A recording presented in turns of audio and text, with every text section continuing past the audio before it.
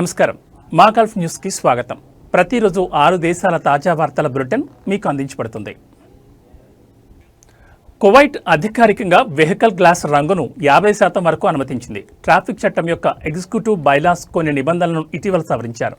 మొదటి ఉప ప్రధానమంత్రి మరియు అంతర్గత మంత్రి షేక్ ఫహద్ అల్ యూసెఫ్ ఈ కొత్త ఉత్తర్వులను జారీ చేశారు.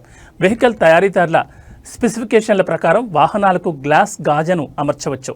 దాంతోపాటు టిన్నెడ్ ఫిల్ములు కూడా పెట్టుకోవచ్చు. అయితే టింటెడ్ ఫిల్ములు 50% మించకూడదని ఉత్తర్వుల్లో స్పష్టం చేశారు.